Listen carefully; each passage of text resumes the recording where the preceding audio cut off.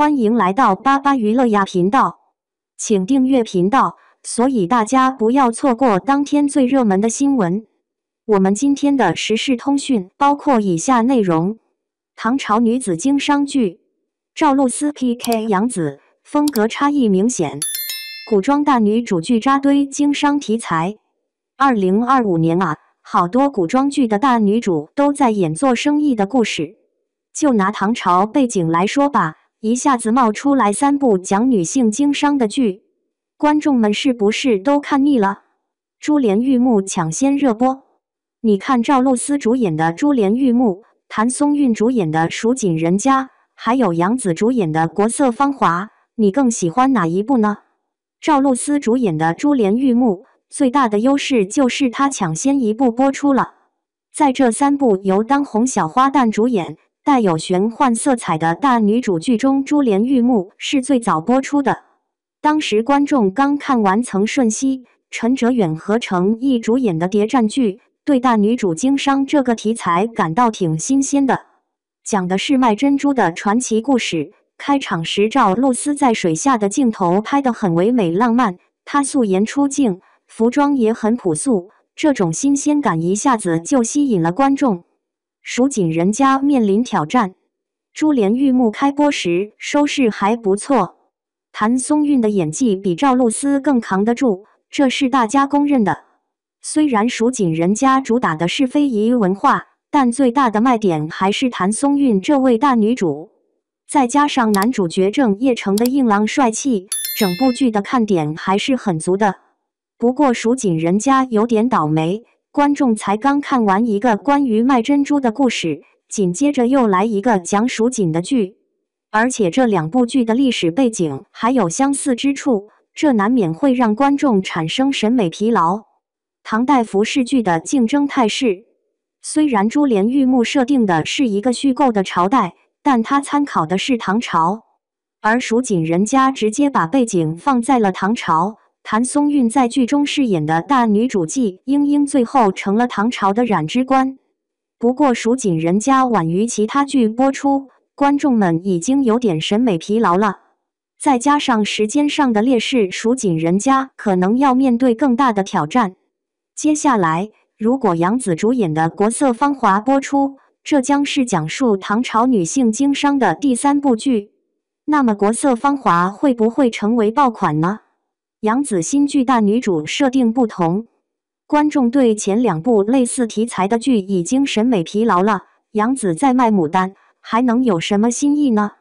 首先，杨紫这次饰演的大女主何为芳和前2位女主不一样。之前卖珍珠的季莺莺和卖蜀锦的季莺莺都家道中落，人生跌入低谷后又反弹逆袭。但何为芳不一样，她家经济条件还不错，还有丰厚的嫁妆和母亲留下的大宅子方圆。虽然现在方圆不在她手上，但她有信心能拿回来。大女主经商剧的正确打开方式，这样的依靠对何为芳来说只是锦上添花，而不是她的救命稻草。因此，尽管何为芳嫁进了刘家，还被骗了，但她一旦发现被骗，就有足够的勇气提出离婚。何为芳有自己的经济能力，从小在娘家经商的经历让她积累了丰富的商业经验，再加上她掌握种植技术，男主蒋长阳的实力对她来说只是加分项，而不是必需品。这才是大女主经商剧应该有的设定。杨紫主演的《国色芳华》已经是第3部以唐朝为背景的大女主经商剧了。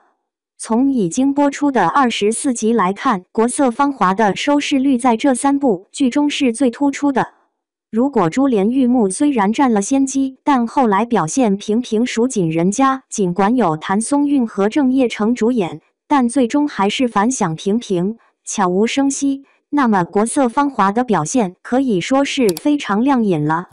国色芳华引领牡丹产业热潮。根据灯塔专业版的数据，国色芳华连续7天稳坐卫视电视剧频道的头把交椅。不仅如此，这部剧还推动了河南洛阳和山东菏泽2地的牡丹产业发展。剧里的牡丹品种在现实中都能找到对应的品种，比如怀秀香对应的是香玉，琼台玉露对应的是绿木隐玉。这部剧的投资高达3亿，剧中的每一个细节都参考了历史资料，力求真实再现。复杂角色与剧情，这部剧的剧情发展的挺快，男女主角的故事很精彩，男二和女二的故事也特别吸引人。男二刘畅和女二线主李幼珍的故事也很有意思。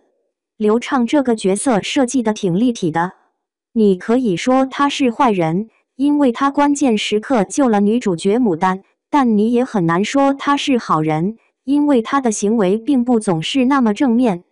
刘畅就像是一个身不由己的人，他既要讨好这个，又要讨好那个，是个典型的骑墙派。他对女主角和线主都有些感情，但这些感情都建立在利益基础上。归根结底，他最爱的还是自己。宁王的女儿李幼珍的故事也很吸引人。她对刘畅一直很有好感，但作为王爷的女儿，她对别人却毫不留情，做事不择手段，完全不顾人性。国色芳华的角色反差与剧情吸引力，看着李幼珍那副贵妇人慈眉善目的样子，心里却老干坏事，比如把女主的命运玩弄于股掌之间，感觉就像捏死只蚂蚁那么容易。这种外表和内心的反差，让角色形象特别立体。大女主和有实力的男主之间的故事，加上反差很大的男二和女二，让剧情变得丰富多彩，特别吸引人。所以在同样是唐朝背景的大女主经商题材的电视剧里，虽然赵露思、谭松韵和杨紫3个人的演技各有千秋，但整体来看，《国色芳华》这部由杨紫主演的剧更好看一些。